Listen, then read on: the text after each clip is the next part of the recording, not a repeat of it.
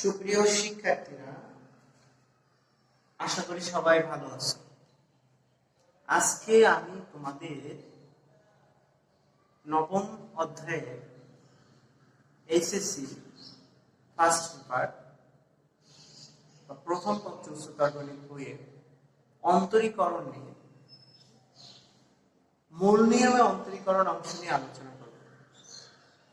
তো মূল নিয়মে অন্তরীকরণ নিয়ে আলোচনা করা এটা হচ্ছে 9B, তোমাদের অক্ষরপত্র বইয়ের 9B। এখন এখানে তোমাদের অন্তরীকরণের সংজ্ঞাটা একটু আলোচনা করব। অন্তরীকরণের সংজ্ঞাটা হচ্ছে যে পদ্ধতিতে অন্তরজ নির্ণয় করা হয় তাকে অন্তরীকরণ বলে এবং নির্মিত ফলাফলকে অন্তরজ বলা হয়। আমরা মূল নিয়মে অন্তরীকরণ করার জন্য একটা ফাংশনকে 3টা ধাপে কাজ করতে হয়, সেই কাজটা একটু দেখব। প্রথম কাজ, একটা ফাংশন বাছাই করতে হবে। আমি f of x এর একটা ফাংশন বাছাই করার পর x এর পরিবর্তে x plus h বসাবো, নির্ণয় করো এবং f of x plus h নির্ণয় করো। x এর পরিবর্তে x plus h বসাবো এবং f of x এর পরিবর্তে x plus h নির্ণয় করো। দ্বিতীয় ধাপ, f of x plus h থেকে f of x বিয়োগ করব। এর পরের যে ধাপ, তৃতীয় ধাপ লিমিট নির্ধারণ করো। h tends to 0, f of x plus h minus f of x divided by h। এবারে আমরা এটা এই তৃতীয় ধাপে আসলে আমরা মূলত আমাদের কাঙ্ক্ষিত ফলাফল পেয়ে যাব, অর্থাৎ ডেরিভেটিভ অফ তোমাদের আমি যদি লিখি যে ddx of derivative of f of x অথবা f প্রাইম অফ x অথবা ddx of f of x, এই তিনটা জিনিসই একই জিনিস নির্দেশ করে f of x ফাংশনের অন্তরজ নির্ণয় করে নির্দেশ করে আমরা এখান থেকে f of x ফাংশনের অন্তরজ নির্ণয় করতে পারব। এবার প্রিয় শিক্ষার্থীরা, আমরা অন্তরজে একটা মৌলিক সূত্র আছে। সূত্রটা হচ্ছে x to the power n এর অন্তরজ কত। যে আমরা সূত্র যখন লিখেছিলাম ddx of x to the power n is equal লিখেছি n x to the power n minus 1। এটাই আমরা আজকে মূল নিয়মে অন্তরীকরণ করে দেখব। প্রশ্নটা হচ্ছে x to the power n এর অন্তরজ নির্ণয় করো।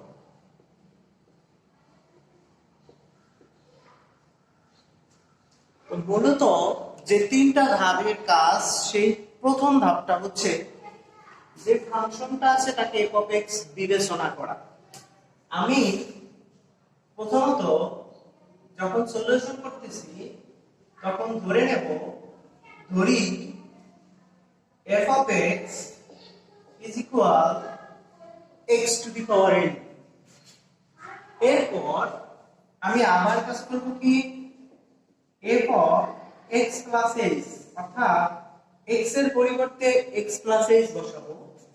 বসানোর পর আমি এখানে লিখতে পারি x plus h whole to the power n। এবার মূল নিয়মের সংজ্ঞা অনুসারে, অর্থাৎ মূল নিয়মের অন্তরজের সংজ্ঞা অনুসারে মূল নিয়মে অন্তরজের সংজ্ঞানুসারে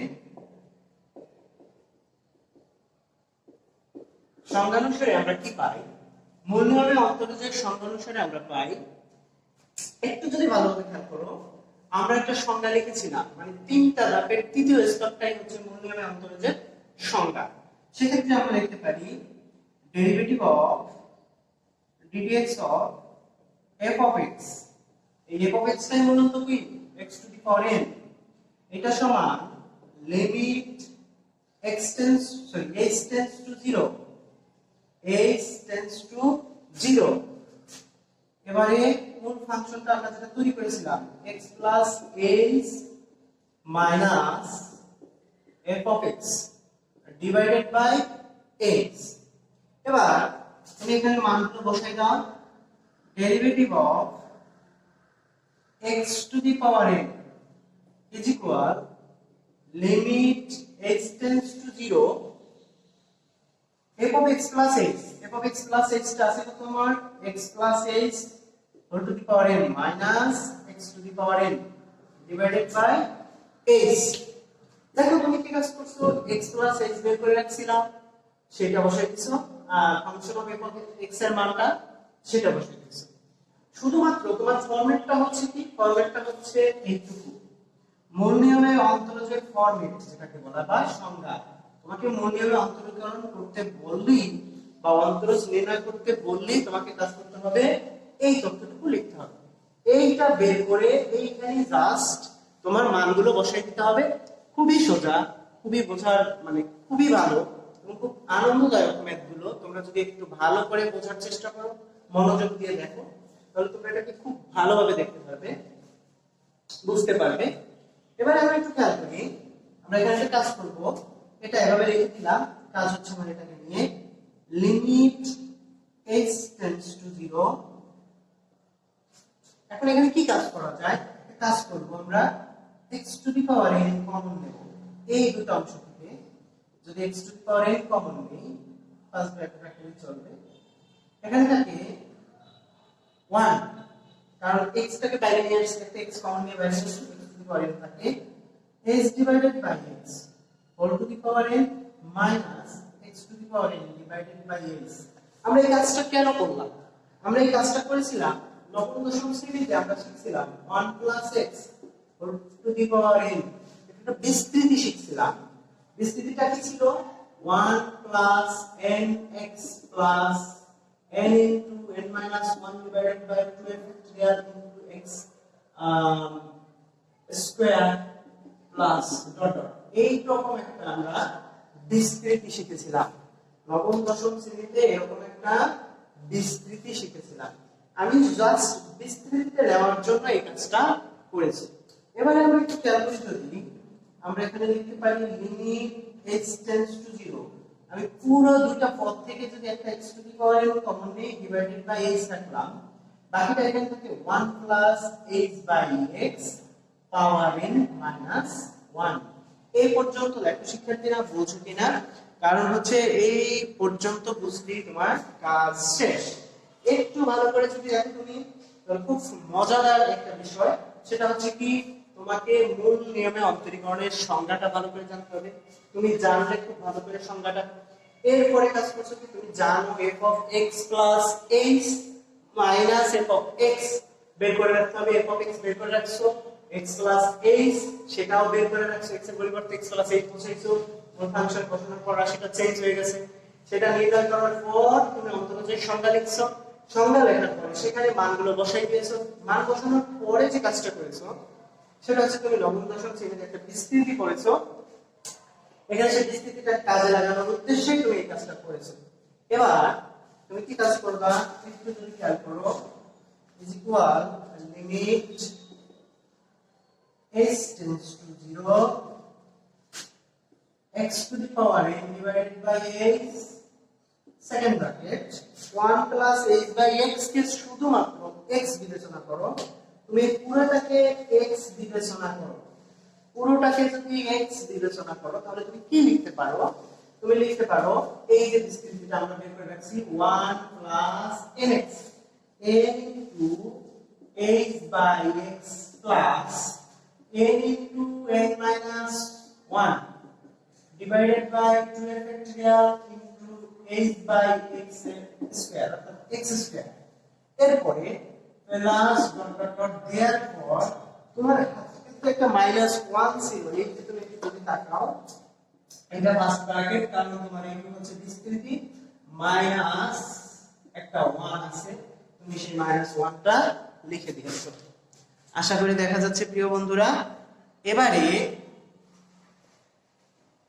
তোমরা যেটা দেখা যাচ্ছে বুঝতেছো ভালোভাবে একটু মনোযোগ দিও তাহলে তোমরা একটু দেখো এখানে তুমি লিখতে পারো limit h tends to 0 x to the power n divided by s এই 1 আর 1 কাটা গেলে এখানে থাকে n x by x plus n into n minus 1 divided by 2 factorial h square divided by x square plus dot dot dot এবারে আরেকটা কাজ করব আমরা প্রত্যেকটা পদ থেকে যদি একটা h কমন নেই প্রতিটা পদ থেকে একটা h কমন নিলে আমি লিখতে পারি limit h tends to 0 x to the power n by h একটা h কমন নেব তাহলে আমি একটা h বাইরে নিয়ে আসতে পারি বা এখানেও রাখতে পারি h একটা আমি কমন নিলাম তাহলে এখানে আমি লিখতে পারি কি এখানে লিখতে পারি n by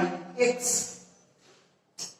plus n into n minus 1 by 12 factorial h divided by x square plus dot dot তো একটু যদি বিবেচনা করো তাহলে এই h আর এই h বাদ হয়ে গেল বাদ হয়ে যাওয়ার পরে থাকে কি থাকে limit h tends to 0 x to the power n into n by x plus n into n minus 1 divided by 12 factorial h divided by x square plus dot dot dot তুমি এখানে একটুখানি যদি তাকাও বুঝতে পারবে প্রত্যেকটা পদে একটা করে h আছে সামনে প্রত্যেকটা পদে একটা করে h আছে অর্থাৎ আমি h এর বিস্তৃতি লিখেছি সুতরাং প্রত্যেকটা পদে আমার একটা করে h দেওয়া আছে যেহেতু প্রত্যেকটা পদে একটা করে h দেওয়া আছে আমি যদি লিমিটটা বসাই দেই তাহলে আমার এখানে থাকে x to the power n into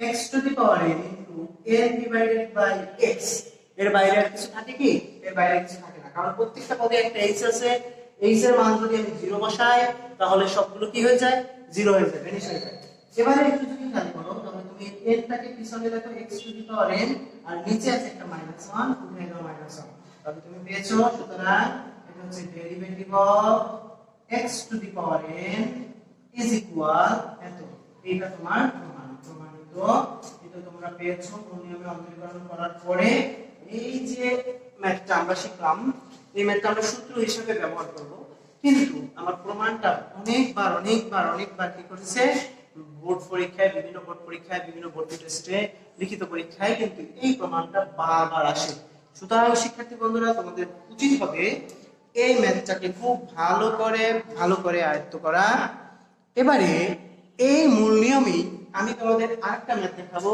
সেটা হচ্ছে ত্রিকোণমিতি যে ত্রিকোণমিতির ম্যাথগুলোকে মূল নিয়মে প্রমাণ করা যায় যেমন আমি তোমাদেরকে একটা ম্যাথ দেখাবো সেটা হচ্ছে sin x তোমরা একটু মনোযোগ দিলে তোমরা দেখতে পাবে যে sin x এর অন্তরজ নির্ণয় দেখো কি সোজা আমি একটু কাজ করে দেব তোমরা সেটাকে খুব ভালো করে দেখবা যে আমরা জানি sin x এর অন্তরীকরণ বা অন্তরজ cos x